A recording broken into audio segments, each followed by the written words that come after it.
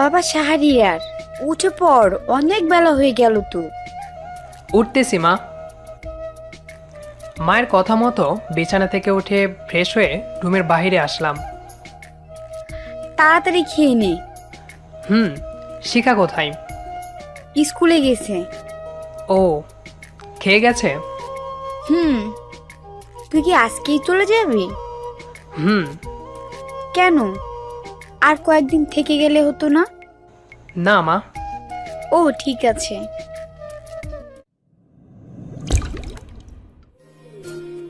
খাবার খাওয়ার সময় যদিও বা কথা বলা উচিত নয়, তারপরও আপনাদের আমার পরিচয়টা দিয়েই দিই।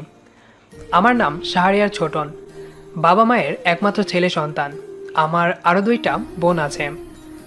বর্তমানে আমি ঢাকায় একটা মাল্টিন্যাশনাল কোম্পানিতে জব করছি। উচ্চমানের পদ না হলেও মোটামুটি ভালো একটা স্যালারি পাই। আশা করা যায় এটুকুতেই হবে আপনাদের। খাবার খাওয়া শেষে রুমে এসে নিজের ব্যাগপত্র গুছিয়ে নিলাম, যাতে করে যাওয়ার সময় কোনো সমস্যার সৃষ্টি না হয়। রাতের গাড়িতে ঢাকায় ফিরে যাব। কাপড় গোছানো শেষে বাসা থেকে বাইর হয়ে আসলাম বন্ধুদের সাথে আড্ডা দিতে।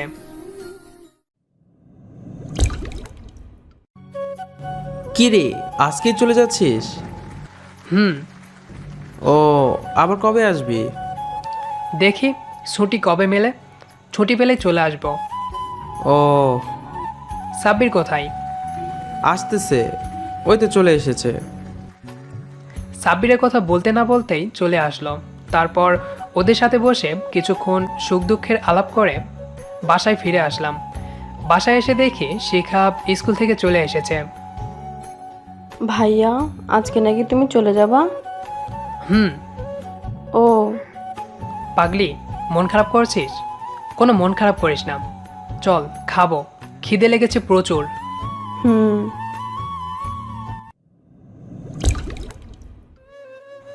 রাতে বাসের সিটে বসে বসে ভাবছি, জীবনে কিছু পেতে হলে কিছু হারাতে হয়। এই যেমন আমি একটা ভালো ভবিষ্যতের জন্য প্রিয় মানুষগুলো ভালোবাসা উপেক্ষা করে দূরে চলে যাচ্ছি। সারা রাত জার্নি করার পর পরের দিন সকাল 7টায় ঢাকায় পৌঁছালাম। হোটেলে নাস্তা করে নিজের ফ্ল্যাটে এসে ফ্রেশ হয়ে ঘুমিয়ে পড়লাম। কালকে থেকে অফিসে যেতে হবে। বিকেলে পার্কের উদ্দেশ্যে রাস্তার এক সাইড দিয়ে হেঁটে হেঁটে যাচ্ছি। তখনই হঠাৎ করে একটা মাইক্রো খুব জোরে আমার পাশ দিয়ে চলে গেল, আর ফলস্বরূপ রাস্তায় থাকা কাদাযুক্ত পানি আমার চোখে মুখে এসে পড়ল। সামনে ট্রাফিক সিগন্যাল থাকায় গাড়িটি দাঁড়িয়ে পড়ল। এটা দেখে দৌড় দিয়ে গাড়িটার সামনে গেলাম। ওই বেটা, গাড়ি থেকে নাম। গাড়ির কাছে গিয়ে দেখি একটা মেয়ে আমাকে দেখে গাড়ি থেকে নেমে পড়ল। কি হয়েছে রে? এভাবে চিল্লাচিল্লি করছিস কেন? আপনি আমার শরীরের কি অবস্থা করেছেন, এই দেখেন। গাড়ি আস্তে চালাতে পারেন না? আমি কি তোর কথা মতো গাড়ি চালাবো? রাস্তার সাইড দিয়ে হাঁটতে পারিস না? আমি রাস্তার সাইড দিয়ে হেঁটে যাচ্ছিলাম। তো কি হয়েছে? এখন আমার গাড়ির সামনে থেকে সরে দাঁড়া, দেরি হয়ে যাচ্ছে। তোর মতো রাস্তার ছেলের সাথে তর্ক করার আমার কোনো ইচ্ছে বা সময় কোনোটাই নেই। কি এত বড় কথা? একে তো আমার শরীর নোংরা করে দিয়েছেন, আবার আমাকে অপমান করছেন। হ্যাঁ করেছি তো, তুই কি করবি? কি করতে পারি দেখবেন? হ্যাঁ দেখা দেখি তুই কি করতে পারিস। দাঁড়ান। রাস্তার সাইডে পড়ে থাকা একটা গাছের ডালের টুকরো হাতে নিয়ে দিলাম গাড়ির হেডলাইটে একটা বাড়ি। আমি এইটা করতে পারি, ওই এটাও করতে পারি। ওই বেয়াদব ছেলে, তুই আমার গাড়ির হেডলাইট ভাঙচুর করলি কেন? আপনি তো বললেন আমি কি করতে পারি তা দেখাতে, সেটাই দেখালাম। এখন তাহলে আমি আসি, কেমন? ভালো থাকবেন। এই কথা বলে সেখান থেকে চলে আসলাম। মেয়েটি পেছন থেকে আমাকে অনেকবার ডাকছিল, কিন্তু আমি সাড়া না দিয়ে চলে আসি। পরের দিন অফিসে একটু তাড়াহুড়ো করেই ঢুকেছি, কারণ ঘুম থেকে উঠতে একটু লেট হয়েছে। ছুটি কাটিয়ে আসার পর প্রথম দিনেই যদি লেট হয় তাহলে বস রাগ করতে পারে, আর এজন্যই এত তাড়াহুড়ো। সিঁড়ি দিয়ে উঠতে যাব, ঠিক তখনই নিজের অজান্তেই একজনের সাথে ধাক্কা খেলাম।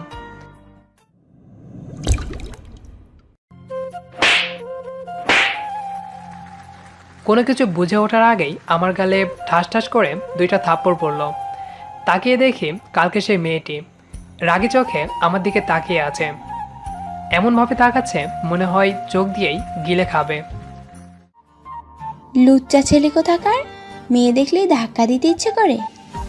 আসলে আমি আপনাকে দেখতে পারিনি, তাড়াহুড়ায় উঠতে গিয়ে অজান্তেই আপনার সাথে ধাক্কা লাগে।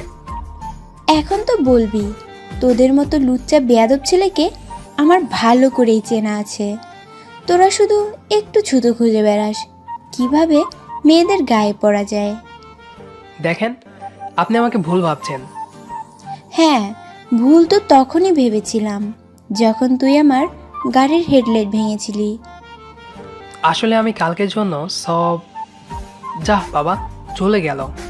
সরি বলার আগেই হুড়মুড় করে সিঁড়ি দিয়ে নেমে চলে গেল মেয়েটা।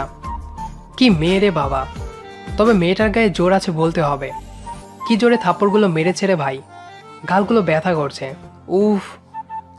অফিস রুমে আসার পর কিছুক্ষণ পর বসের কেবিনে আমার ডাক পড়ল।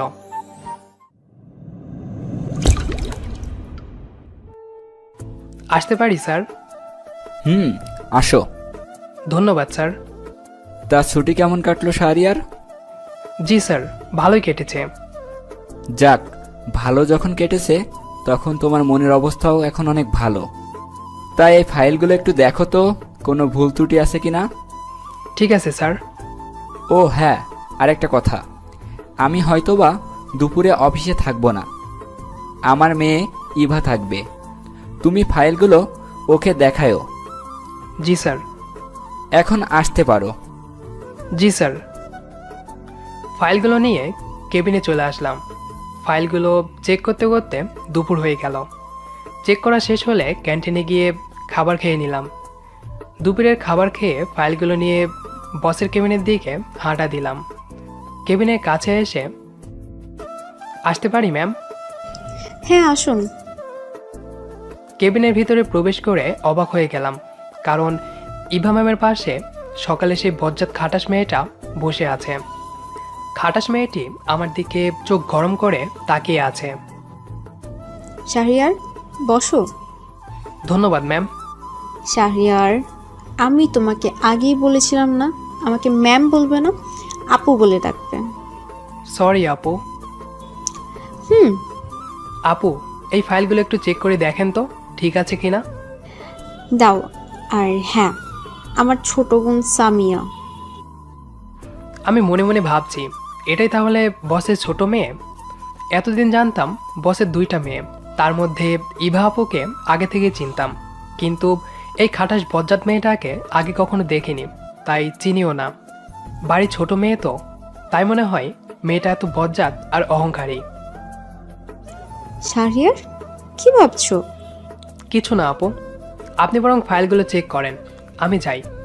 দেখা শেষ হলে আমাকে একটু খবর দিয়েন যদি কোনো ভুল ত্রুটি থাকে। ঠিক আছে।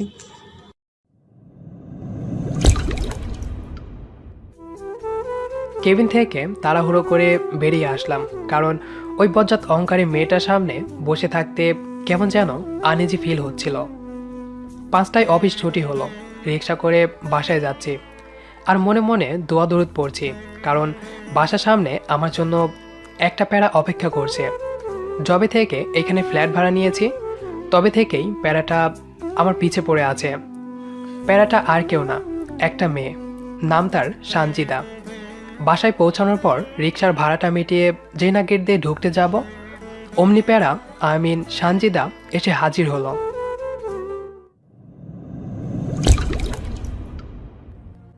এতক্ষণ লাগে অফিস থেকে আসতে, আর তুমি যে গ্রামের বাড়ি থেকে ফিরে এসেছো একবারের জন্য আমাকে বলার প্রয়োজন বোধ করলে না? কে আপনি, আর আমি বা আপনাকে জবাবদিহিতা দিবও কেন? আপাতত কিছু না, তবে হতে কতক্ষণ? এইসব স্বপ্ন মাথা থেকে ঝেড়ে ফেলে দিন, যত সব।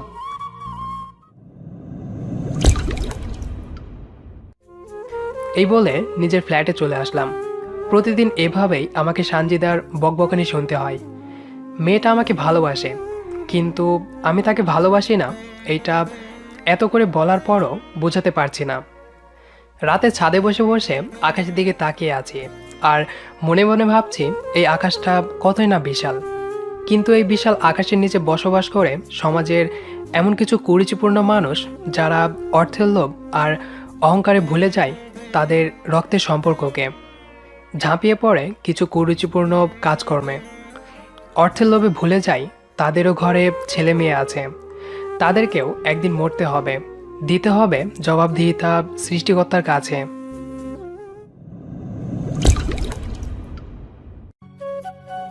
এভাবে একা বসে বসে কি করছো? ভাবনার ছেদ ঘটিয়ে সানজিদা ছাদে এসে ওপরে কথাটি বলল। আপনাকে কেন বলবো? আর আপনি এত রাতে ছাদে কেন? এমনি আসলাম তোমার সাথে দেখা করতে, জানি তুমি এই সময় ছাদে থাকবে তাই। কথা বলতে বলতে সানজিদা আমার পাশে এসে বসে পড়ল। আরে আরে, আপনি আমার পাশে এসে বসলেন কেন? আপনি এখান থেকে চলে যান অন্য কেউ দেখার আগে। অন্য কেউ দেখার আগে মানে? এত রাতে যদি কেউ আমাদের দুজনকে একসাথে ছাদে বসে থাকতে দেখে তাহলে অনেক সমস্যার সৃষ্টি হবে। কিছুই হবে না, তুমি অত ভয় পাচ্ছ কেন?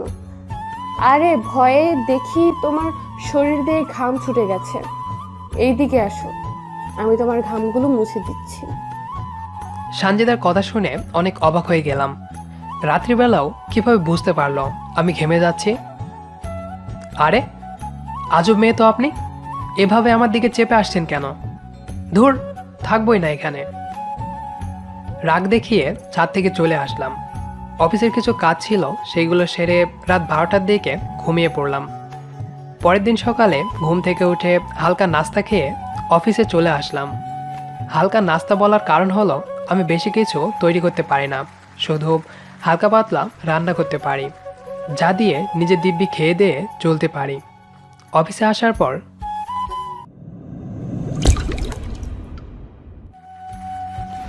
স্যার, বড় স্যার আপনাকে একটু তার রুমে ডাকছে। ঠিক আছে, তুমি যাও, আমি আসতেছি। একটা গুরুত্বপূর্ণ ফাইল দেখছিলাম, তখনই প্রিয়ন এসে বলে গেল স্যার নাকি আমাকে ডাকছে। তাই সব কাজকর্ম ফেলে রেখে স্যারের রুমে আসলাম। শাহরিয়ার, এসেছো? বসো। ধন্যবাদ স্যার। তোমাকে যে কারণে ডাকলাম, তুমি কি অফিসের কাজে দেশের বাইরে যেতে পারবে? ঠিক বুঝলাম না স্যার আপনার কথা। আসলে তুমি তো জানো আমি অসুস্থ, ডাক্তার জার্নি করতে মানা করেছে।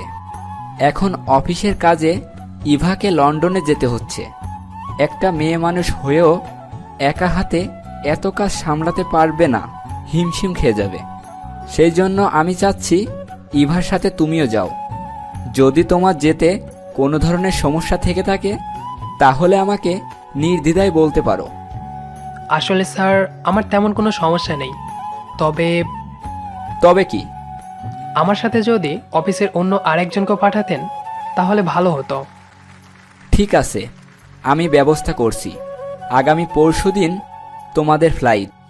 ঠিক আছে স্যার, আমি তাহলে এখন আসি। আর হ্যাঁ, কালকে তোমার ছুটি। ধন্যবাদ স্যার।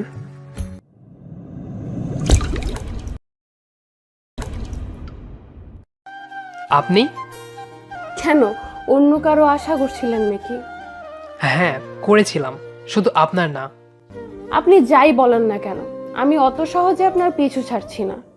এখন সরে দাঁড়ান তো, আমাকে ভিতরে যেতে দিন। আমার উত্তরের অপেক্ষা না করেই সানজিদা হুড়ুড় করে ভেতরে চলে আসলো। ভেতরে এসে খাবার টেবিলে বক্সটা রাখলো। আপনি কি করছেন এসব বলুন তো? কি আবার, আম্মু আপনার জন্য খাবার পাঠিয়েছে, সেগুলোই দিতে আসলাম। আপনি তো আর আমাদের বাসায় যান না, তাই আমিই নিয়ে আসলাম। ও ঠিক আছে, আপনি তাহলে এখন চলে যান, আমি বক্সটা পরে পাঠিয়ে দেব। ঠিক আছে।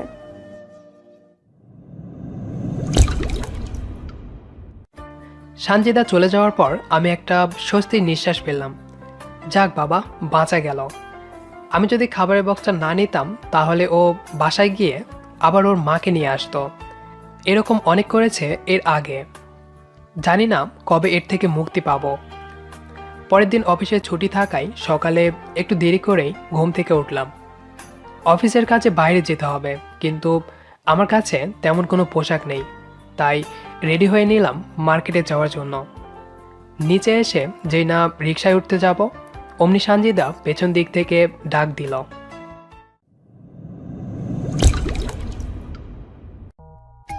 কোথায় যাওয়া হচ্ছে শুনি এভাবে সেজে গুজে?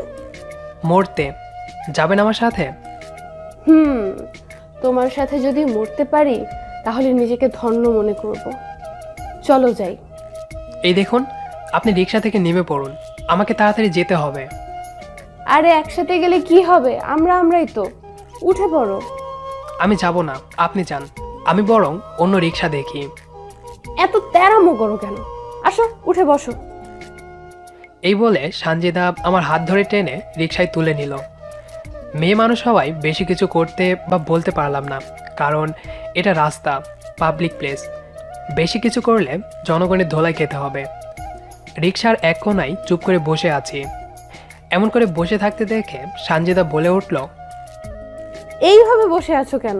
পড়ে যাবা তো, এই দিকে চেপে বসো। না থাক, আমি ঠিক আছি। আরে আসো তো, সবসময় তো বেশি বুঝো কেন? বলছি না, লাগবে না।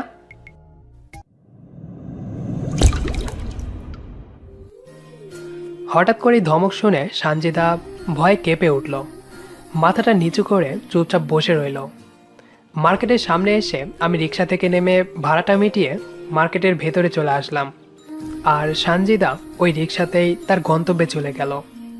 কেনাকাটা করে মার্কেটের সামনে দাঁড়িয়ে আছি নিলয় ভাইয়ার জন্য, তিনিও আমাদের সাথে যাবেন। দাঁড়িয়ে থাকতে থাকতে পায়ে ঝিম ধরে গেল, তাই আর দাঁড়িয়ে না থেকে মার্কেটের ভেতরে একটা কফি শপে চলে আসলাম। কফি শপের ভেতরে এসে আমি অবাক হয়ে গেলাম। নিলয় ভাইয়া আর ইভা আপু একসঙ্গে বসে লুতুপুতু গল্প করছে। আমাকে দেখা মাত্রই নিলয় ভাইয়া হকচকিয়ে দাঁড়িয়ে পড়ল, আর ইভা আপু মিটমিট করে হাসতে লাগলো। ভাইয়া, আমি তোমার জন্য কতক্ষণ ধরে বাইরে দাঁড়িয়ে আছি, আর তুমি এখানে আপুর সাথে বসে বসে গল্প করছো? কি বলো, তোমাকে বাহিরে দাঁড় করিয়ে রেখেছে?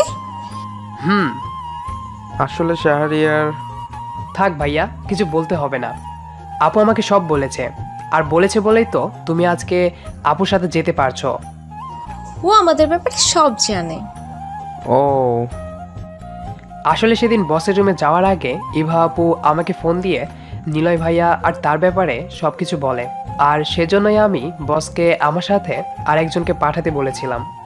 আর আমার পর বস নিলয় ভাইয়াকে বিশ্বাস করে, তাই আমার বিশ্বাস ছিল বস নিলয় ভাইয়াকে পাঠাবেন। তা তোমার শপিং করা শেষ?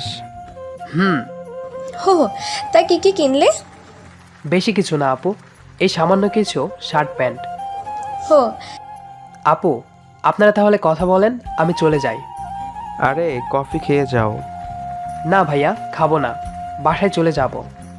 যেতে যখন চাচ্ছ যাও, তবে কালকে সময় মতো এয়ারপোর্টে চলে আসবে কিন্তু। মার্কেট থেকে বাসায় ফিরে এসে ফ্রেশ হয়ে রান্নার কাজে লেগে পড়লাম। তখনই কলিং বেলটা বেজে উঠল। দরজা খুলে দিয়ে দেখি সানজিদা। বুঝি না এই মেয়েটা আমাকে এভাবে জ্বালিয়ে কি পাই। হঠাৎ করেই আমার ফ্ল্যাটে চলে আসে। রান্না করছো বুঝি? কি চাই? কিছু না, এমনি দেখতে আসলাম। কি করছো তুমি?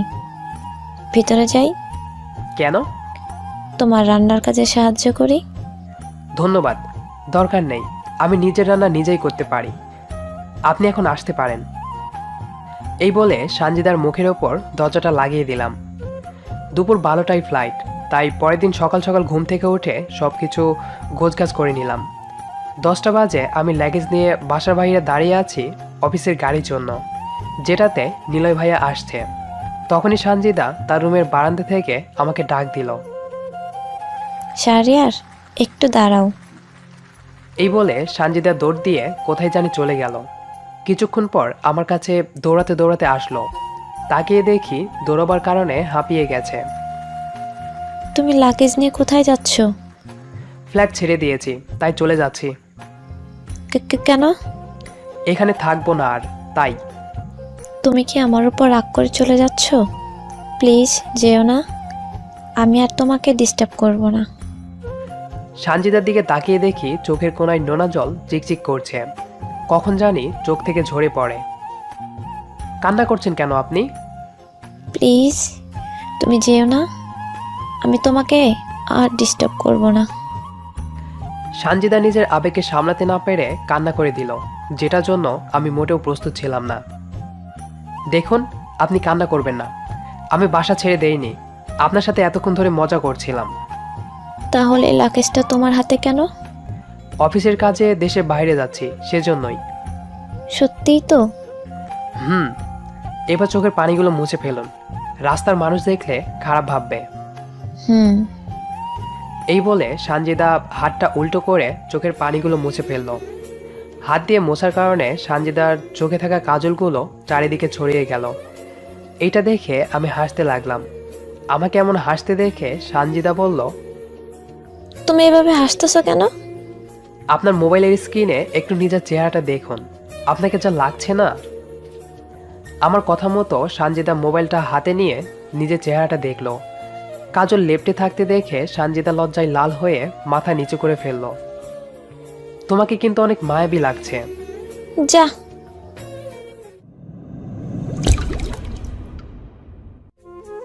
সানজিদা আমার কথা শুনে লজ্জা পেয়ে দৌড় দিয়ে বাসার ভেতরে চলে গেল।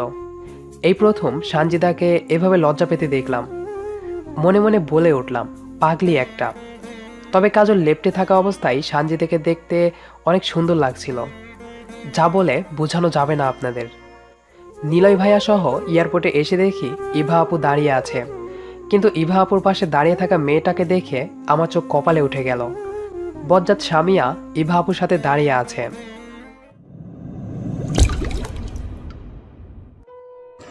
আসতে তো দেরি হলো কেন? আপু, নিলয় ভাইয়া আসতে দেরি করেছে তাই। ও তো করবি, সব জায়গায় লেট করে আসে, লেট টোতেফ কোথাকার। আপু চলো, দেরি হয়ে যাচ্ছে তো। সামিয়ার কথাটা শুনে কিছুটা অবাকই হলাম, কারণ আমার জানা মতে আমরা 3 জন যাচ্ছি। কিন্তু সামিয়ার কথাবার্তার ধরন দেখে মনে হচ্ছে সেও আমাদের সাথে যাবে। নিশ্চিত হওয়ার জন্য নিলয় ভাইয়াকে জিজ্ঞেস করলাম, ভাইয়া, সামিয়াও কি আমাদের সাথে যাবে?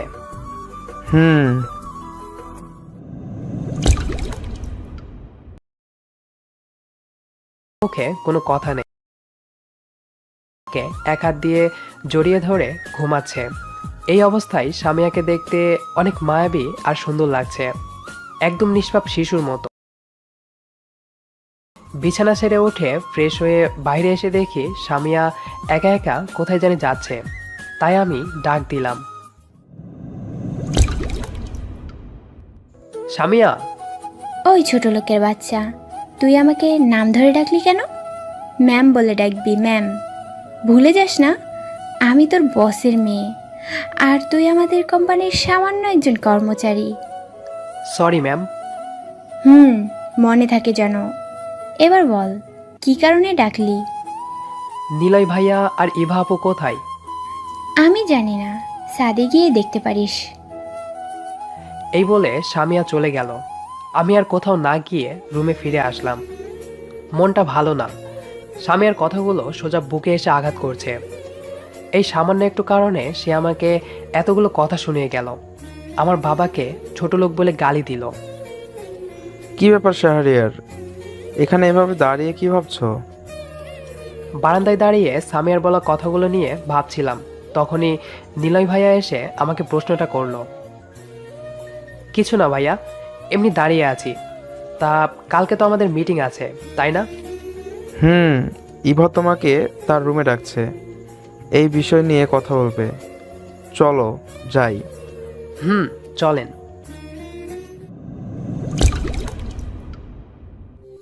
নিলয় ভাইয়া সহ ইভা আপুর রুমে এসে কালকের প্রেজেন্টেশনের ফাইলগুলো গুছিয়ে নিলাম।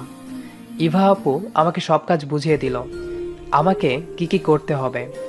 সবচেয়ে বেশি কাজের চাপ আমারই ওপর দেওয়া হলো, আর তারা কম নিল, কারণ তারা লুতুপুতু প্রেম করে বেড়াবে তো, তাই। পরের দিন অফিসে সব কাজ শেষ করে হোটেলে এসে ফ্রেশ হয়ে নিলাম। আলহামদুলিল্লাহ, যে কাজের জন্য এখানে আসলাম সেটা ভালোভাবেই মিটে গেল। এই খুশির খবর শুনে বস আমাদের এখানে 1 সপ্তাহ থেকে যেতে বলেছেন। নিলয় ভাইয়া আর ইভা আপু বসের এই কথা শুনে খুশিতে নাচা শুরু করে দিয়েছে। তারা অলরেডি ঘুরতে চলে গেছে। আমাকেও সাথে যেতে বলেছিল, কিন্তু আমি চাইনি, কারণ কারো প্রেমের মাঝে আমার কাটা হতে একদমই ভালো লাগে না। সামিয়া রুমে শুয়ে আছে, কোথাও যায়নি বেড়াতে। কিছুক্ষণ রুমে শুয়ে থাকার পর রেডি হয়ে যেই না হোটেল থেকে বেরিয়ে আসতে ধরবো, অমনি ইভা আপু কল দিল।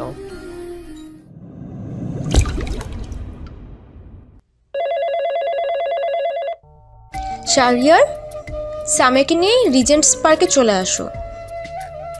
এই রিজেন্টস পার্ক নামক উদ্যানে লন্ডন চিড়িয়াখানাটি অবস্থিত, দেখতে অনেক সুন্দর। আপু, আমি তো হোটেলের বাইরে চলে এসেছি। একটু কষ্ট করে হোটেলে ফিরে গিয়ে সামিয়াকে নিয়ে আসো। আচ্ছা ঠিক আছে।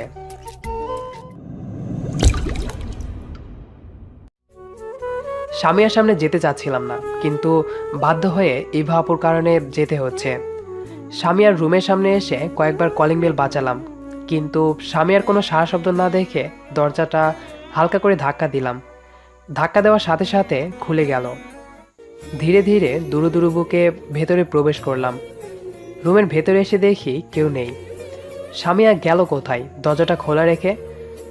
রুমে দাঁড়িয়ে দাঁড়িয়ে এসব ভাবছিলাম। ঠিক তখনই সামিয়া বাথরুম থেকে শরীরে একটা তোয়ালা পেঁচিয়ে বেরিয়ে আসলো। সামিয়াকে এমন অবস্থায় দেখে আমার চোখগুলো বড় বড় হয়ে গেল। সামিয়া আমাকে রুমে দেখা মাত্রই চিল্লানি দিয়ে উঠল। সামিয়াকে চিল্লাতে দেখে তাড়াহুড়ো করে আমি রুমের বাইরে চলে আসলাম। আর মনে হয় আমার চাকরিটা বাঁচাতে পারলাম না। সামিয়া যে রাগী আর অহংকারী মেয়ে, মনে হয় না আমাকে এত সহজে ছেড়ে দিবে। বাইরে দাঁড়িয়ে এসব ভাবছিলাম, ঠিক তখনই সামিয়া আমার সামনে এসে উপস্থিত হলো। সামিয়ার হঠাৎ এমন উপস্থিতিতে আমি হকচকিয়ে উঠলাম।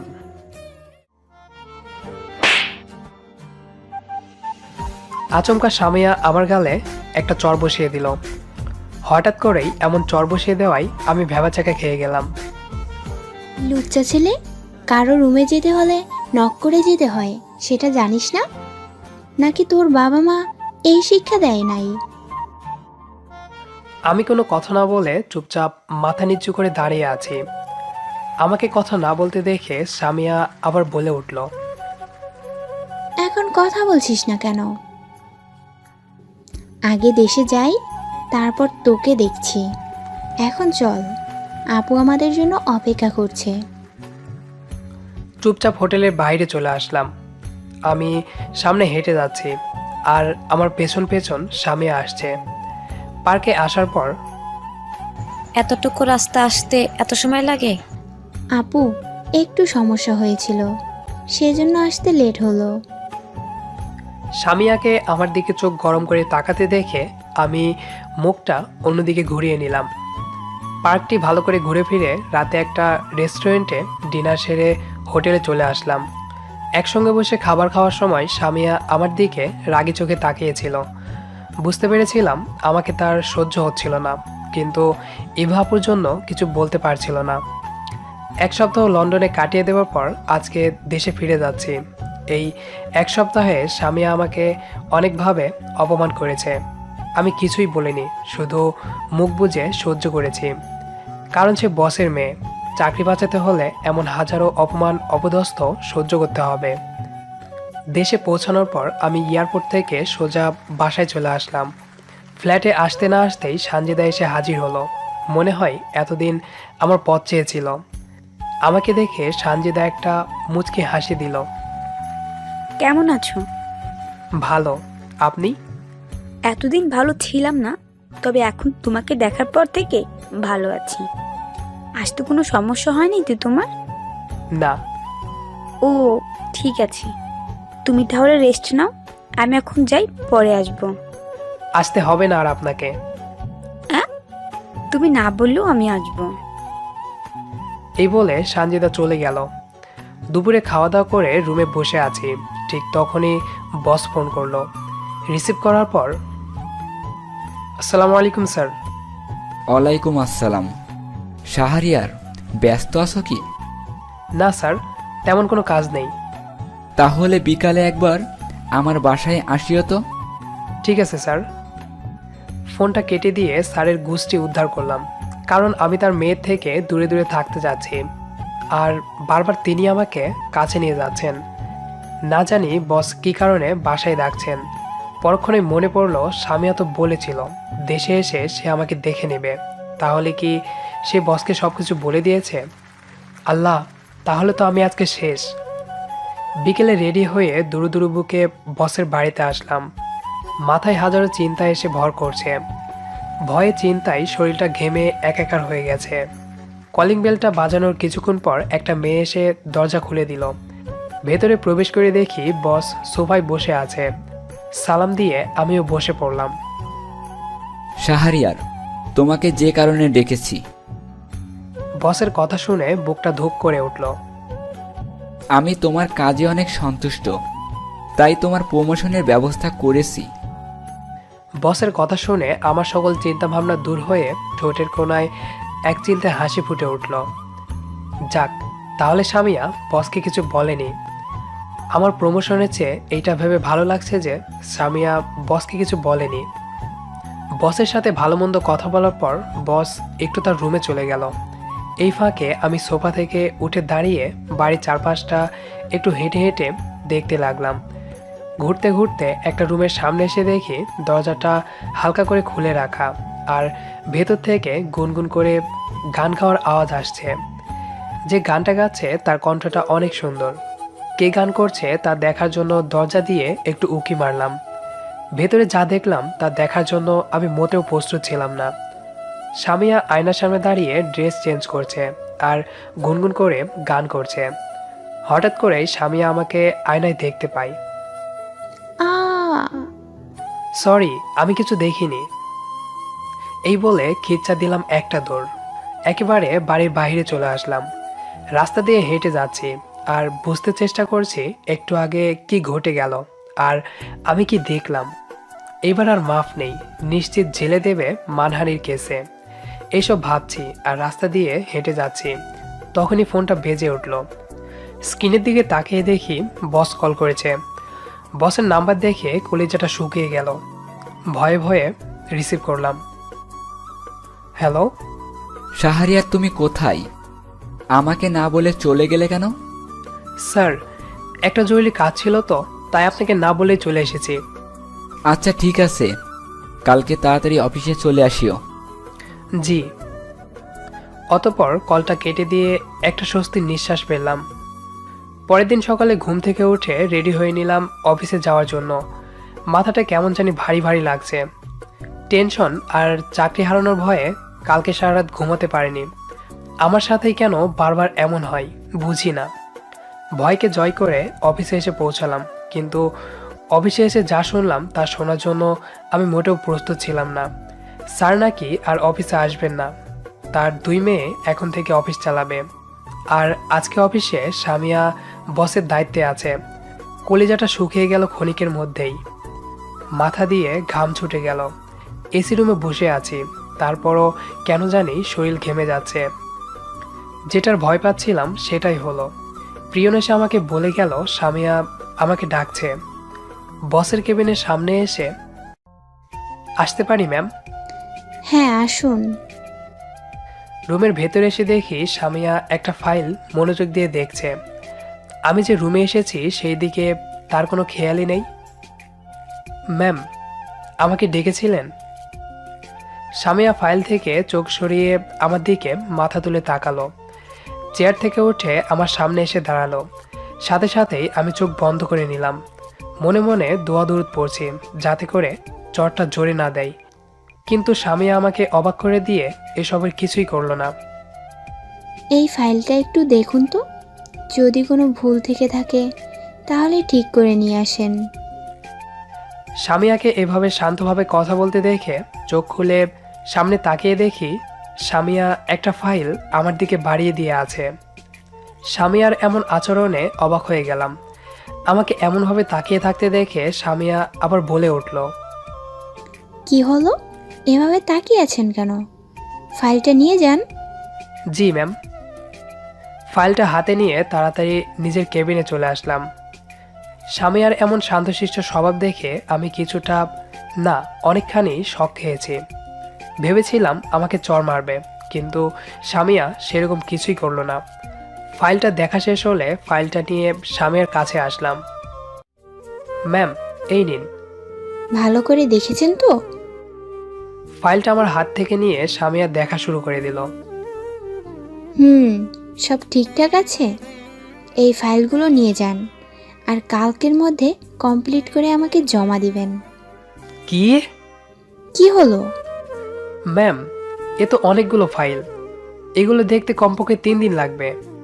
কালকের মধ্যেই জমা দিতে হবে, না হলে চাকরি ছেড়ে দিয়ে বাসায় গিয়ে বসে থাকুন। ম্যাম, আমি কালকের মধ্যে এত ফাইল কমপ্লিট করতে পারবো না। কালকে যদি ফাইলগুলো কমপ্লিট করে না নিয়ে আসতে পারেন তাহলে রিজাইন লেটারটা সাথে করে নিয়ে আসেন। ম্যাম, আমার কথাটা শুনুন। আমি আপনার কোনো কথাই শুনতে পারবো না। আপনি এখন আসতে পারেন। অতঃপর উপায় না পেয়ে ফাইলগুলো নিয়ে চলে আসলাম। আসার সময় মনে মনে সামিয়াকে ঠিকসে ধোলাই করছি।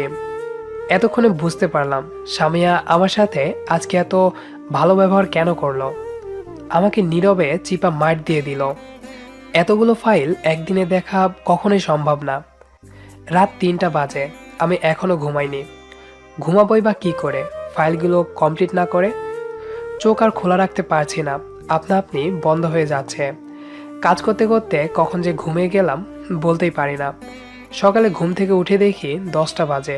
অলরেডি 30 মিনিট পেরিয়ে গেছে অফিসের। তাড়াহুড়ো করে রেডি হয়ে না খেয়েই অফিসে চলে আসলাম। তারপরও 1 ঘন্টা 30 মিনিট লেট। ম্যামের রুমে ডাক পড়ল। আসতে লেট হলো কেন? এটা কি আপনার বাবার কোম্পানি যে যখন ইচ্ছে আসবেন? আসলে ম্যাম, ফাইলগুলো কমপ্লিট করতে করতে রাত 3টা বেজে গেছিল, তাই সকালে ঘুম থেকে উঠতে দেরি হয়ে যায়। আমি এত কিছু জানতে চাইনি। এরপর লেট করে আসলে আমি বাধ্য হব আপনাকে চাকরি থেকে বাহির করে দিতে। জি ম্যাম, আর লেট হবে না। ফাইলগুলো দিন। এই নিন ম্যাম। সামিয়া ফাইলগুলো নিয়ে দেখতে লাগলো। কি ব্যাপার, এখানে 5টা ফাইল কেন? আমি তো আপনাকে 7টা ফাইল দিয়েছিলাম, বাকি দুটো কোথায়? সরি ম্যাম, বাকি 2টা এখনো কমপ্লিট করতে পারিনি। এই কথা বলার সাথে সাথেই সামিয়া হাতে থাকা ফাইলগুলো আমার মুখের উপর ছুঁড়ে মারল। তোকে আমি বলেছি না আজকের মধ্যেই ফাইলগুলো কমপ্লিট করতে হবে? জি ম্যাম। তাহলে করিস নাই কি কারণে? তোর বাবা মা কি তোরে এই শিক্ষা দিয়েছে, কাজে ফাঁকিবাজি করা? ম্যাম, আপনি আমাকে নিয়ে যা ইচ্ছে বলুন, প্লিজ আমার বাবা মাকে নিয়ে কিছু বলবেন না। বলবো, 100 বার বলবো। কি করবি তুই? আসলে তুই না, তোর বাবা মাই খারাপ। এই কথা শোনার পর আমি নিজের রাগকে আর কন্ট্রোল করতে পারলাম না। সামিয়ার গালে কষিয়ে একটা চড় মারলাম। এত জোরেই চড় মেরেছে যে সামিয়া তাল সামলাতে না পেরে মেঝেতে পড়ে গেল। আমার বাবা মা কি খারাপ রে? খারাপ তো তুই, বেয়াদব মেয়ে। এই তোর শিক্ষা, অন্যের বাবা মাকে গালি দেস? তুই আমাকে চড় মারলি? হ্যাঁ মেরেছি, কি করবি তুই? আমাকে চাকরি থেকে বের করে দিবি? তোকে আর কষ্ট করে বাইর করতে হবে না, আমি নিজে চাকরিটা ছেড়ে দিচ্ছি। তোর মতো অহংকারী মেয়ের আন্ডারে কাজ করার আমার কোনো ইচ্ছে নেই। এই বলে কেবিন থেকে বাইর হয়ে আসলাম। নিজের কেবিনে এসে একটা রিজাইন লেটার লিখে অফিসের বক্সে জমা দিয়ে বাসায় চলে আসলাম। এই শহরে আর থাকবো না, নিজের বাড়ি চলে যাব। আগে এখানে থাকার একটা উদ্দেশ্য ছিল, কিন্তু এখন আর আমার চাকরিও নেই, তাই এখানে মিছিমিছি পড়ে থেকে কোনো লাভ নেই। ফ্ল্যাটে যাওয়ার আগে ফ্ল্যাটের মালিকের কাছে গেলাম। সালাম আলাইকুম আঙ্কেল। ওয়ালাইকুম আসসালাম। কেমন আছো শাহরিয়ার? জি আলহামদুলিল্লাহ ভালো, আপনি? ভালো আছি। আঙ্কেল, আপনাকে একটা কথা বলার ছিল। বলো। আঙ্কেল, আমি বাসাটা ছেড়ে দিতে চাচ্ছি। কেন, তোমার কি এখানে থাকতে কোনো সমস্যা হচ্ছে? না না আঙ্কেল, তা না, এখানে থাকতে আমার কোনো সমস্যা নেই। আসলে আমি গ্রামের বাড়ি চলে যাব। গ্রামের বাড়ি যাবা মানে? তাহলে তোমার অফিস? আমি চাকরিটা ছেড়ে দিয়েছি। চাকরি ছাড়ার কথা শুনে আঙ্কেল অবাক হয়ে গেলেন। হতবাক হয়ে আমার দিকে তাকিয়ে আছেন। চাকরি কি কারণে ছেড়ে দিলা? সে অনেক কথা, অন্য আরেকদিন শুনিয়েন। আঙ্কেলকে বলতে চাইছিলাম না কি কারণে আমি চাকরিটা ছেড়ে দিয়েছি। ঠিক আছে। তাহলে আজকে আমি উঠি। উঠি মানে? খাওয়া দাওয়া করে যাও। না আঙ্কেল, অন্য আরেকদিন। ফ্ল্যাটে এসে ফ্রেশ হয়ে আমার সব কিছু গোছানো শুরু করে দিলাম। ঠিক তখনই কলিং বেলটা বেজে উঠল। এই সময় আবার কে আসলো? দরজাটা খুলে দিয়ে আমি অবাক হয়ে গেলাম। আমার সামনে বস, সামিয়া আর ইভা আপু দাঁড়িয়ে আছে। আসসালামু আলাইকুম স্যার, আপনি? আমি। তোমার সাথে কথা আছে, ভিতরে চলো বলছি। জি স্যার, আসুন। বস ভেতরে এসে বসার পর আমাকে বলল, কি ব্যাপার শাহরিয়ার, এসব আমি কি শুনছি? তুমি নাকি চাকরি ছেড়ে দিয়েছ? জি স্যার। তুমি চাকরিটা ছেড়ে দেওয়ার আগে একবারও মনে করলে না আমার সাথে তোমার কথা বলা দরকার? দেখো, সামিয়া ভুল করেছে। শুধুমাত্র 2টা ফাইলের জন্য তার এমন রিয়াক্ট করা একদমই উচিত হয়নি। সে আমার কাছে এ নিয়ে ক্ষমা চেয়েছে। আমি চাই তুমি কালকে থেকে অফিসে আবার নিয়মিত আসবে। স্যার, আমি আর কোনো ধরনের কথা শুনতে চাচ্ছি না। কালকে যেন আমি তোমাকে অফিসে দেখতে না পাই শাহরিয়ার। জি আপু। এমনভাবে চেপে ধরেছে যে আমি আর না করতে পারলাম না। তবে একটা জিনিস আমাকে খুব ভাবাচ্ছে, সামিয়া এভাবে মাথা নিচু করে আছে কেন? আসার পর থেকে একবারের জন্য মাথা তুলে আমার দিকে তাকায়নি, নাকি সে লজ্জা পাচ্ছে আমার দিকে তাকাতে। পরক্ষণেই মনে পড়ল সে তো অহংকারী মেয়ে, তার মধ্যে তো লজ্জাবোধ বলতে কিছু নেই। ইভা আপুরা চলে যাওয়ার পর আমি আবার আমার জিনিসপত্রগুলো আগের মতো করে গুছিয়ে নিলাম। পরের দিন অফিসে, শাহরিয়ার, তোমাকে একটু আমাদের বাসায় যেতে হবে। কেন আপু? সেটা গেলেই বুঝতে পারবে কি কারণে। তাড়াতাড়ি যাও। এখনই যেতে হবে? হুম। ঠিক আছে আপু, যাচ্ছি। অতঃপর ইভাপুর কথা মতো অফিস থেকে তাদের বাসায় চলে আসলাম। কলিং বেল বাজানোর পর কাজের মেয়ে এসে দরজাটা খুলে দিল। স্যার কোথায়? স্যার তো বাসায় নেই, তবে আপনাকে ছোট ম্যাম বসতে বলেছে। ঠিক আছে। সোফায় বসে বসে চিন্তা করছি, সামিয়ার আবার আমার কি প্রয়োজন হলো যে বাসায় ডেকে নিয়ে আসলো? আমি মনে করেছিলাম স্যার ডেকেছে। যদি জানতাম সামিয়া ডাকছে তাহলে জীবনেও আসতাম না, এসব ভাবছিলাম। আর ঠিক তখনই সামিয়া আমার সামনে এসে বলল, চলো যাই। সামিয়ার দিকে তাকিয়ে আমি অবাক হয়ে গেলাম। পিঙ্ক কালারের শাড়ি পরেছে, সাথে ম্যাচিং করে চুড়ি আর কানের দুল, ঠোঁটে হালকা লিপস্টিক। যা লাগছে না, চোখ সরাতে পারছি না। আমাকে এভাবে তাকিয়ে থাকতে দেখে সামিয়া কিছুটা লজ্জা পেল। এভাবে তাকিয়ে কি দেখছো? সামিয়ার কথা শুনে তাড়াতাড়ি চোখ নামিয়ে নিলাম। আমাকে ডেকেছিলেন ম্যাম? তবে আজকে থেকে আর ম্যাম বলে ডাকবে না, শুধু সামিয়া বলে ডাকবে।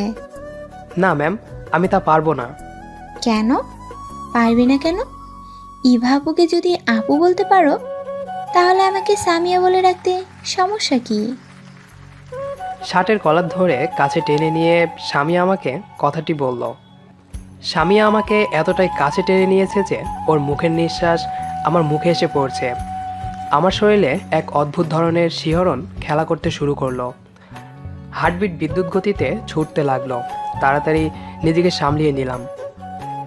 ঠিক আছে ঠিক আছে, সামিয়া বলেই ডাকবো। মনে থাকে যেন। এখন চলো যাওয়া যাক। কোথায়? সেটা গেলেই বুঝতে পারবে। সামিয়ার সাথে রাস্তায় আসলাম। আমার মনের মধ্যে হাজারো প্রশ্ন খেলা করছে। ভেবে পাচ্ছি না সামিয়ার এরকম আচরণের রহস্য। রাস্তায় আসার পর সামিয়া একটা রিক্সা দাঁড় করালো। সামিয়াকে রিক্সা দাঁড় করাতে দেখে আমি বললাম, কি ব্যাপার, আপনি রিক্সা ডাকছেন কেন? রিক্সায় করে যাব তাই। আপনি আর রিক্সা?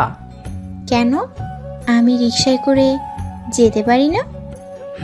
পারেন। কেন পারেন না? তবে আপনাকে কখনো রিক্সায় উঠতে দেখিনি তো, তাই বললাম। আগে দেখোনি, তবে এখন থেকে প্রতিদিন দেখবে। এই বলে সামিয়া রিক্সায় উঠে পড়ল। রিক্সায় উঠে বসে সামিয়া আবার বলল, কি ব্যাপার, তুমি উঠতেছো না কেন? আপনি যান, আমি অন্য একটা রিক্সা নিয়ে চলে আসতেছি। তোমার কারণে রিকশায় করে যাচ্ছি, আর তুমি বলছো অন্য রিকশায় যাবা? উঠো বলছি। আমার কারণে মানে? তোমার কারণে। এখন কথা কম বলে রিকশায় উঠে পড়ো। শেষ চেপে বসছো কেন? আর এভাবে ঘেমে যাচ্ছ কেন? এদিকে আসো, আমি ঘাম মুছে দিচ্ছি।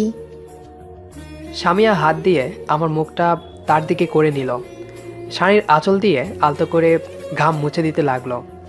এতটা কাছে আসার কারণে আমরা একে অপরের প্রতিটা শ্বাস প্রশ্বাস অনুভব করতে পারছি। সামিয়ার ছোঁয়া পেয়ে আমার প্রতিটা শিরা উপশিরা কম্পিত হয়ে উঠছে। আর ঠিক তখনই রাস্তায় থাকা গর্তে রিকশার একটা চাকা পড়ে যায়। সামিয়া আর আমি এতটাই কাছে ছিলাম যে ধাক্কা সামলাতে না পেরে আমাদের দুজনের ঠোঁট এক হয়ে যায়। বিদ্যুতিক শক খেলে যেমন শরীর ঝাঁকি দেয়, ঠিক তেমনই শরীরটা কেঁপে উঠল। এমন উষ্ণ ছোঁয়া পেয়ে দুজনেই স্তব্ধ হয়ে গেলাম। চুপচাপ বসে আছি, কারো মুখে কোনো কথাই নেই। আমি লজ্জায় মাথা তুলে তাকাতে পারছি না। কিছুক্ষণ পর রিকশা একটা পার্কের সামনে এসে দাঁড়িয়ে পড়ল। রিকশা থেকে নেমে আমি ভাড়াটা দিতে ধরলাম, কিন্তু সামিয়া আমাকে বাধা দিল। পার্কের ভেতরে এসে সামিয়া একটা গাছের নিচে বসে পড়ল, আর আমি দাঁড়িয়ে থাকলাম। আমাকে দাঁড়িয়ে থাকতে দেখে সামিয়া বলল, কি ব্যাপার, দাঁড়িয়ে আছো কেন? বসো। কিন্তু আমরা এখানে কি কারণে এসেছি? প্রেম করতে। মানে? আরে ঘুরতে এসেছি। আমাকে আপনি এই কারণে অফিস থেকে ডেকে এনেছেন? তাহলে আমি অফিসে চলে গেলাম। এই বলে উঠতে যাব, কিন্তু সামিয়ার কারণে উঠতে পারলাম না। সামিয়া আমার হাত টেনে ধরল। আজকে তোমার এটাই অফিস। এখন থেকে তুমি আমার সাথে সারাক্ষণ থাকবে। অফিসের কাজগুলো কে করবে? আর আমি এভাবে আপনার সাথে থাকতে পারবো না। সেটা দেখা যাবে, কে থাকতে পারে আর কে না পারে। আমি এখনই ইভা আপুকে ফোন দিয়ে বলে দিচ্ছি আপনি আমাকে নিয়ে ঘুরতে এসেছেন। দাও দাও। পকেট থেকে ফোনটা বাহির করে ইভা আপুর কাছে কল দিলাম। কিছুক্ষণ রিং হবার পর রিসিভ করলো। আপু, আপনি আমাকে কোথায় পাঠালেন? কেন, কি হয়েছে? আপনার বোন আমাকে নিয়ে ঘুরতে এসেছে। সমস্যা কি ঘোরো? আজকের থেকে এটাই তোমার কাজ। মানে কি আপু এসবের? সামিয়া এখন তোমাকে বুঝিয়ে বলবে এসবের মানে কি।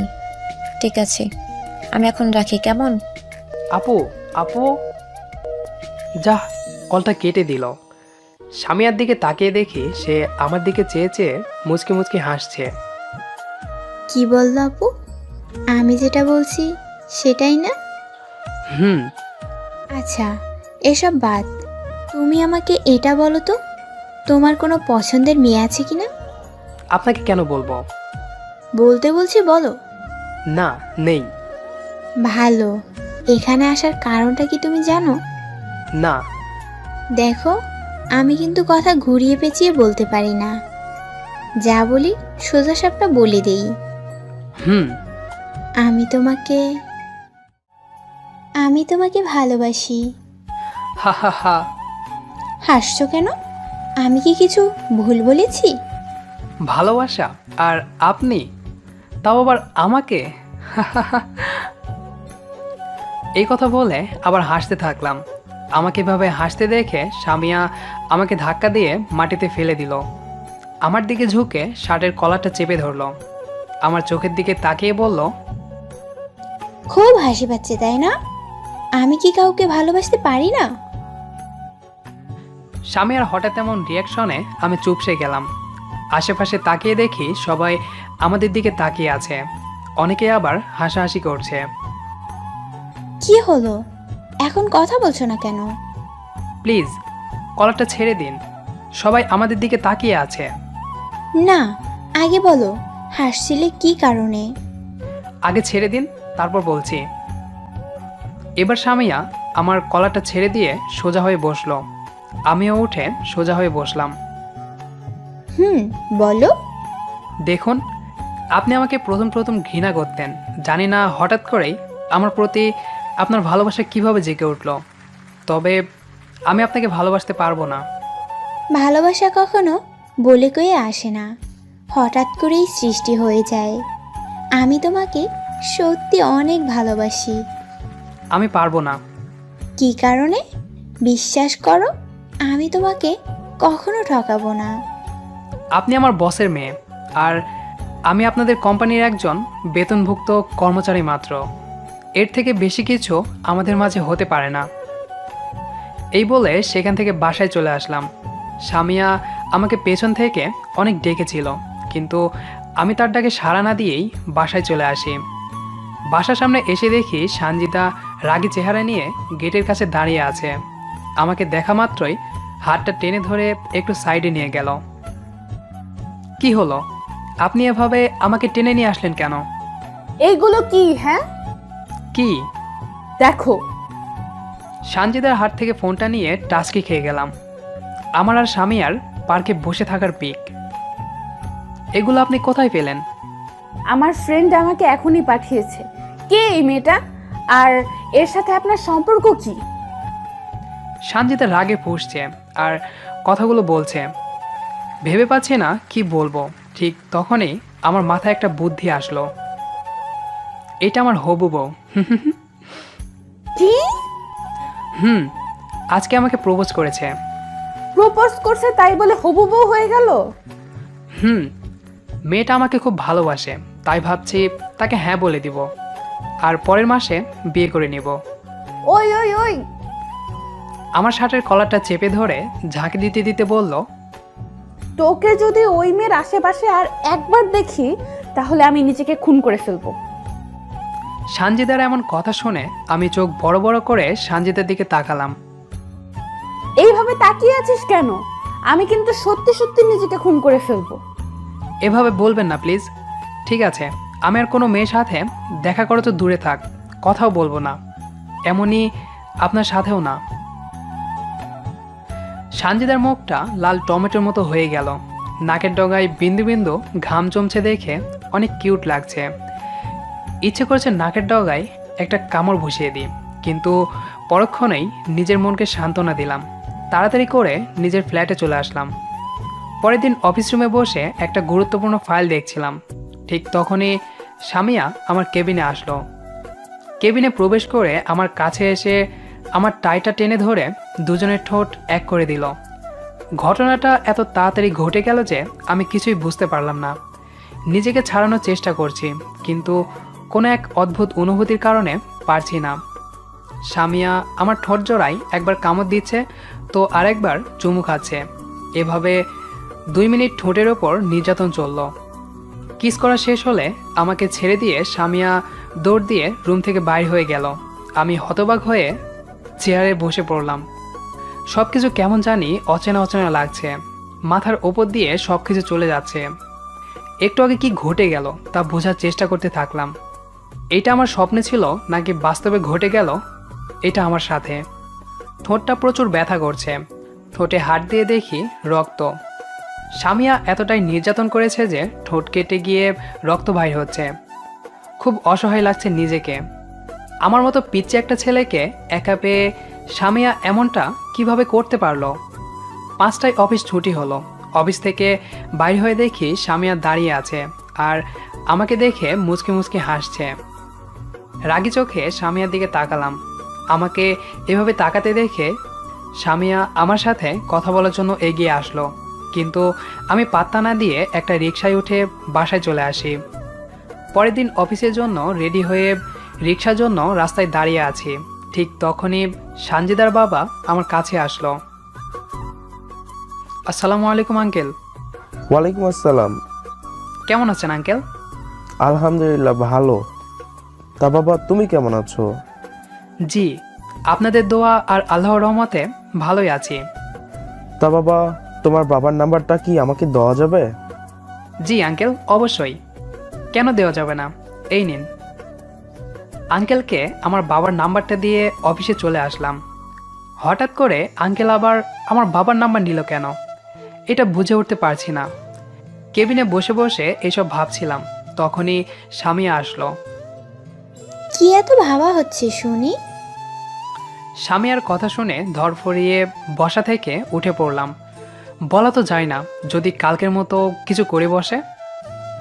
আরে আরে, এভাবে উঠে পড়লে কেন? ভয় নেই, আজকে অমন কিছু করব না। আপনি এখানে কেন? প্রেম করতে আসলাম। কি? হুম। স্বামীয়াকে আমার দিকে এগোতে দেখে আমি আস্তে আস্তে পেছনে যেতে লাগলাম। আপনি এভাবে আমার দিকে এগিয়ে আসছেন কেন? তুমি এভাবে পিছিয়ে যাচ্ছ কেন? দেখুন, এটা একটা অফিস, প্লিজ এমন কিছু করবেন না, আমার দিকে আসবেন না। ঠিক আছে, যাব না, যদি তুমি আমাকে ভালোবাসো। না, পারবো না। কেন পারবে না কেন? আপনি আমার মালিক, তাই। বিয়ে করতে পারবে আমাকে? ভালোবাসতেই পারবো না, আবার বিয়ে? চ্যালেঞ্জ, আজকেই আমি তোমাকে বিয়ে করব। চ্যালেঞ্জ। আর যদি আপনি হেরে যান, তাহলে আমাকে আর কোনোদিনও ডিস্টার্ব করবেন না। ঠিক আছে, তাহলে রেডি হয়ে যাও আমাকে বিয়ে করার জন্য। স্বামীয়া কথা বলতে বলতে আমার গালে চুমু দিয়ে বসলো। আমি সাথে সাথে স্বামীয়ার থেকে দূরে সরে গেলাম, আর স্বামীয়া হাসতে হাসতে রুম থেকে বাইর হয়ে গেল। দুপুর 2টা বাজে, আমি এখনও কিছু খাইনি। খাবই বা কীভাবে? প্রচুর টেনশানে যে আছি স্বামীয়াকে নিয়ে, না জানি মেয়েটা কি করে বসে। ইভাপুর কাছে আসলাম। কি ব্যাপার শাহরিয়ার, এ সময় তুমি আমার কেবিনে? সব কিছু ঠিক আছে তো? না আপু, কিছুই ঠিক নেই। কেন, কি হয়েছে? আপু, আপনার বোন আমাকে চ্যালেঞ্জ করেছে, সে আজকের মধ্যেই আমাকে বিয়ে করবে। কি? হুম। শাহরিয়ার, তুমি তাহলে আজকে শেষ। ওর জেদ সম্পর্কে তুমি এখনো অবগত নও। ও যা বলে তাই করে। ও চ্যালেঞ্জে জিততে যে কোনো পাঙ্গা অবলম্বন করতে দুবার ভাবে না। আমি এখন কি করব আপু? আমার বলার কিছুই নেই। স্যামিয়া যেভাবে হোক আজকে তোমাকে বিয়ে করেই ছাড়বে। কথা বলার মাঝেই ইভাপুর ফোনে একটা কল আসলো। আপু কলটা রিসিভ করে কথা বলতে লাগলো। কিছুক্ষণ কথা বলার পর কলটা কেটে দিয়ে আপু কান্নায় ভেঙে পড়ল। আপু, আপনি কান্না করছেন কেন? আপু, কে ফোন দিয়েছিল? আব্বু। এই বলে ইভা আপু আবার কান্নায় ভেঙে পড়ল। আপু, আপনি একটু শান্ত হন। স্যার আপনাকে কি বলল যে আপনি এভাবে কান্না করছেন? সামিয়া আত্মহত্যা করার চেষ্টা করেছে। তোমার কথা আব্বুকে বলার পর আব্বু মানা করেছিল, তাই সে। ইভা আপুর কথা শুনে অবাক হয়ে গেলাম। আপু, আপনি এভাবে কান্না করবেন না। স্বামী এখন কোথায় আছে? হাসপাতালে। চলেন হাসপাতালে যাব। হুম। ইভা আপুকে সঙ্গে নিয়ে হাসপাতালে আসলাম। এসে দেখি স্যার বাইরে বসে আছেন। আমাকে দেখা মাত্রই আমার হাতটা ধরে কান্নায় ভেঙে পড়লেন। বুঝতে পারলাম স্যার খুব ইমোশনাল হয়ে আছে, খুব আদরের মেয়ে তো। স্যার, এভাবে ভেঙে পড়বেন না। ছোট ম্যাম কোথায়? স্যার আমাকে স্বামীর কেবিন দেখিয়ে দিল। ইভা আপু আর স্যারকে বাইরে রেখে আমি একাই কেবিনের ভেতরে প্রবেশ করলাম। স্বামীয়া চুপচাপ মাথায় হাত দিয়ে বসে আছে, ডান হাতটা ব্যান্ডেজ করা, তার মানে ডান হাত কেটেছিল। আমি স্বামীয়ার সামনে গিয়ে দাঁড়ালাম। আমার উপস্থিতি টের পেয়ে স্বামীয়া হাতটা নামিয়ে আমার দিকে তাকালো। আমি কোনো কিছু না বলে ঠাস করে একটা থাপড় বসিয়ে দিলাম স্বামীয়ার গালে। স্বামীয়া ফুপিয়ে ফুপিয়ে কান্না করছে আর আমার দিকে তাকিয়ে আছে। আপনি কি পাগল? এরকম কেউ করে? হ্যাঁ হ্যাঁ হ্যাঁ, আমি করি। তোমাকে আমি ভালোবাসি। যদি তোমাকে নিজের করে না পাই, তাহলে এই জীবন রেখে কি করব? আত্মহত্যা করলেই সব কিছুর সমাধান হয়ে যায়? তা আমি কি করব? আব্বু না করে দিয়েছে। আমার ভুল হয়েছে মা, আমি আজকেই তোর সাথে শাহরিয়ার বিয়ে দিব। স্যারের কথা শুনে আমি বাকরুদ্ধ হয়ে গেলাম। শাহরিয়ার, স্যার কিছু বলার আগেই আমি বলে উঠলাম, স্যার, আমি আপনার মেয়েকে বিয়ে করতে পারবো না। আমি আপনার অফিসের সামান্য একজন বেতনভুক্ত কর্মচারী মাত্র। আপনার মেয়ে আমার সাথে সুখী হতে পারবে না। আমি তার চাহিদা মেটাতে পারবো না। আমার সেই সামর্থ্য নেই। বাবা, দেখো, আমি এত কিছু বুঝি না। আমার মেয়ে যখন তোমাকে বিয়ে করতে চেয়েছে তখন তোমাকে বিয়ে করতেই হবে, না হলে আমি অন্য পন্থা অবলম্বন করতে বাধ্য হব। স্যার, স্যার বলে কোনো লাভ নেই। আমার মেয়ে আমার কাছে সব। তোমার কারণে আমি আমার মেয়েকে হারাতে পারবো না। বাবা, আসলেই তুমি সবার সেরা। সামিয়া স্যারকে জড়িয়ে ধরে গালে চুমু খেলো। পাগলি মেয়ে আমার, রেডি হয়ে নে, আজকেই তোর বিয়ে। বাবা। সামিয়ার দিকে তাকিয়ে দেখি সে অনেক খুশি, মনে হয় আকাশের চাঁদ হাতে পেয়েছে। চোখের কোণায় জল চিকচিক করছে, আবার হাসতেছেও। ইভা আপুর দিকে মন খারাপ করে তাকালাম। আপু চোখের ইশারা দিয়ে বুঝিয়ে দিল তার কিছু করার নেই। কিছুক্ষণ পর ডাক্তার এসে সামিয়াকে চেক আপ করে গেল। সব কিছু গুছিয়ে নেওয়া হলো বাসায় যাওয়ার জন্য। ডাক্তার আজকে এখানে থেকে যেতে বলেছিল, কিন্তু সামিয়া থাকবে না। স্যার, আমি তাহলে এখন বাসায় যাই। বাসায় যাই মানে? তুমি এখন আমাদের বাসায় যাবে, ওখানে কাজী এসে বসে আছে। স্যার, কয়েকদিন পরে বিয়ে করলে হয় না? আমার বাবা মাকে জানাতে হবে না? সেটা অবশ্যই ঠিক বলেছ। বাবা, আমি আজকেই বিয়ে করব, না হলে কিন্তু আবার হাত কাটবো। না মা, না, তার দরকার নেই। আজকে তোর বিয়ে হবে। শাহরিয়া, তোমার বাবা মায়ের সাথে আমি পরে কথা বলবো, এখন গাড়িতে ওঠো। স্যার, আপনারা যান, আমি রিকশায় করে আসতেছি। পালানোর ধান্দা, তা তো আমি হতে দিচ্ছি না। উঠে পড়ো গাড়িতে। সামিয়া আমাকে টেনে গাড়িতে বসিয়ে দিল। এত করে বললাম যে আমি রিকশায় করে যাব, কিন্তু সে আমার কথা শুনলই না। ভেবেছিলাম রিকশার কথা বলে এখান থেকে কেটে পড়ব, কিন্তু সেটা আর হলো না। সামিয়াদের বাসায় পৌঁছানোর পর দেখি সত্যি সত্যি কাজী এসে বসে আছে। আমার আসার সাথে সাথেই কাজী তার কাজকর্ম শুরু করে দিল। কিছুক্ষণ পর যখন কাজী আমাকে কবুল বলতে বলল, তখন গলাটা শুকিয়ে গেল। মনে হচ্ছে আমার জিহ্বা টেনে ধরে রেখেছে কেউ, কথা বলতে পারছি না। 10 মিনিট ধরে স্যার আমাকে বিভিন্নভাবে ভয় দেখালো। শেষমেশ স্যারের জোরাজোরিতে কবুল বললাম। সামিয়াকে কবুল বলার সাথে সাথেই সে কবুল বলে দিল। বিয়ের সব কাজকর্ম মিটে যাওয়ার পর আমি স্যারকে বললাম, স্যার, আমি তাহলে এখন বাসায় যাই। বাসায় যাবে মানে? আর আমার মেয়ে? সে আপাতত এখানেই থাক, আমি এখন পরে এসে নিয়ে যাব। না বাবা, আমি ওর সাথে এক্ষুনি যাব। ও আমার স্বামী, ও যেখানে থাকবে আমিও সেখানে থাকবো। শাহরিয়ার স্বামী মাকেও তোমার সাথে নিয়ে যাও। বাধ্য হয়ে সামিয়াকে সাথে করে নিয়ে বাসার দিকে রওনা দিলাম।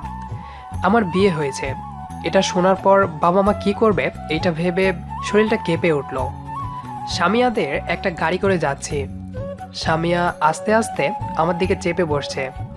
এটা দেখে আমি বললাম, আপনি এভাবে চেপে বসছেন কেন?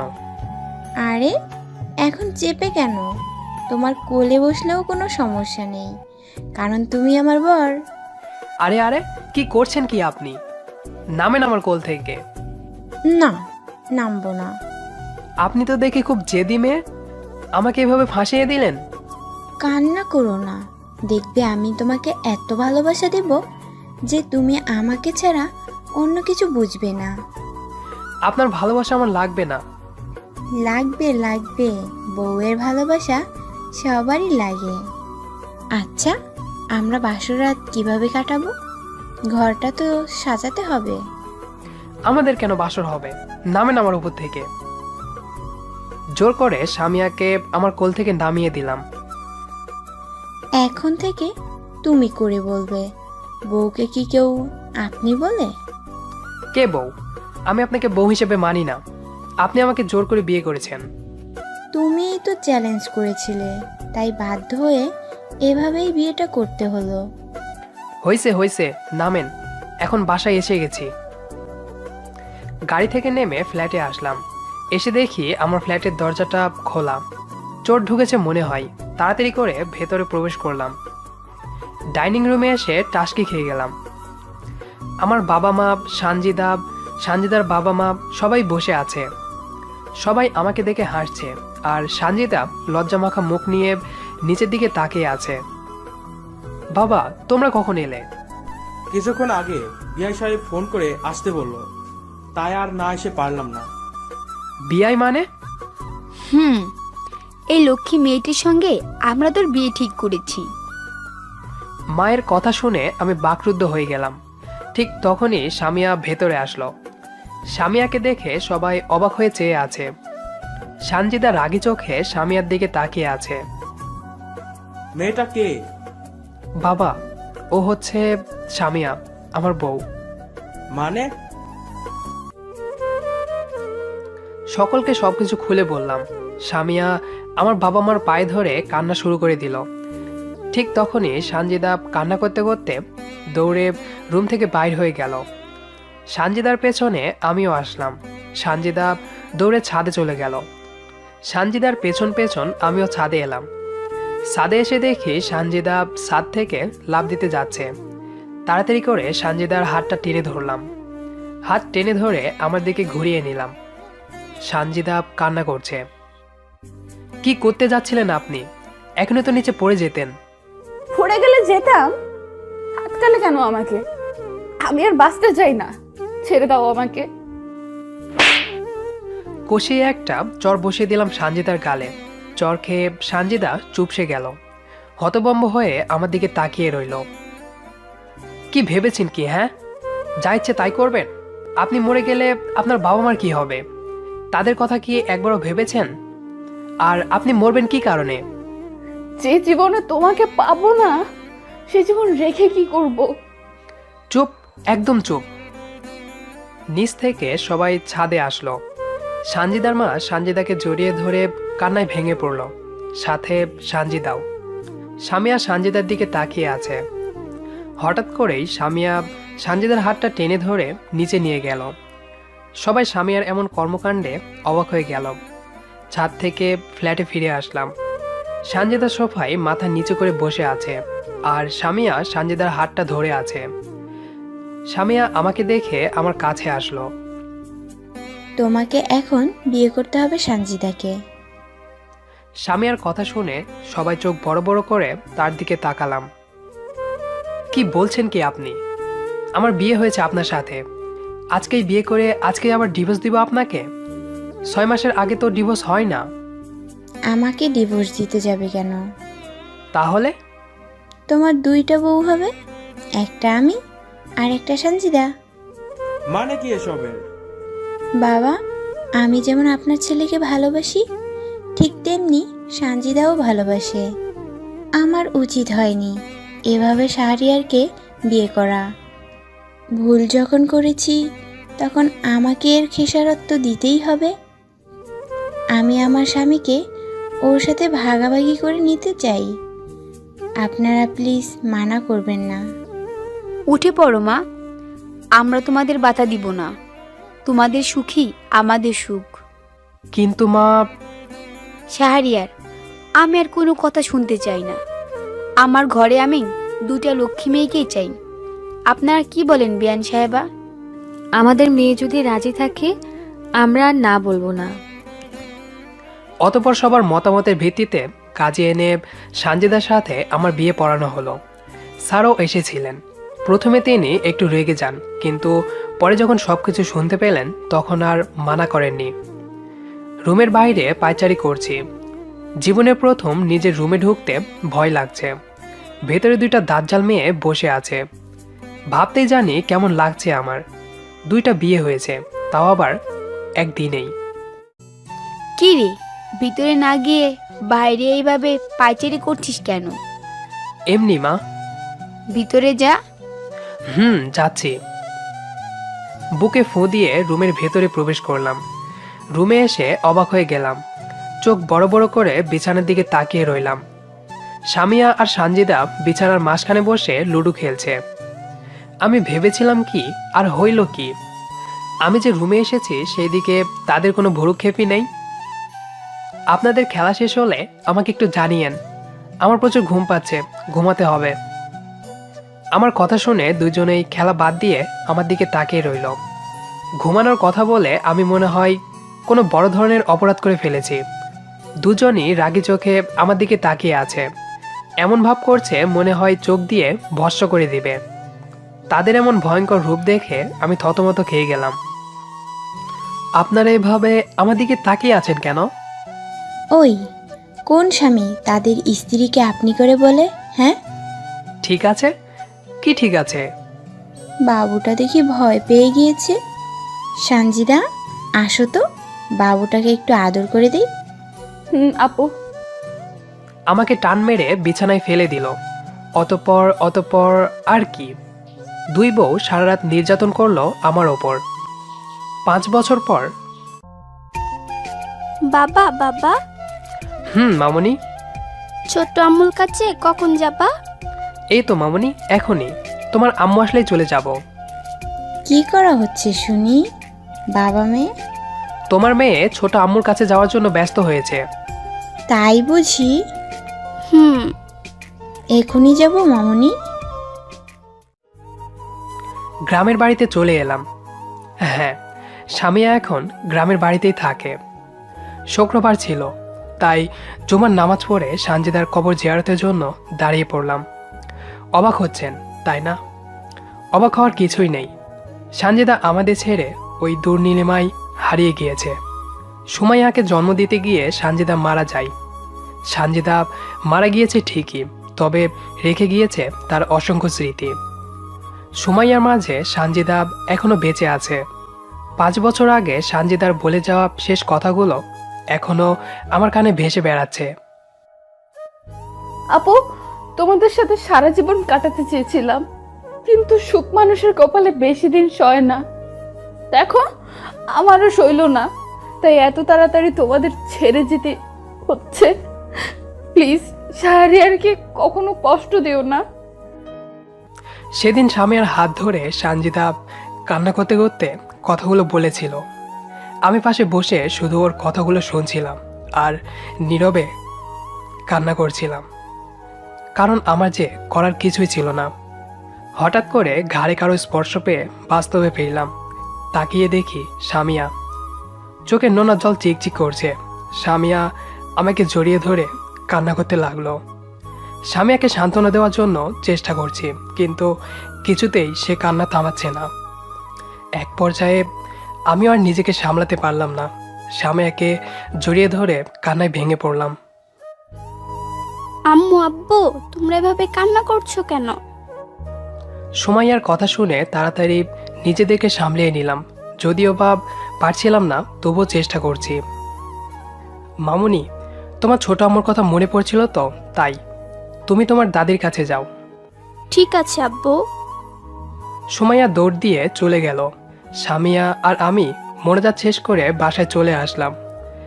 রাতে ছাদে বসে আছি। সামিয়া আমার ঘাড়ে মাথা দিয়ে আছে।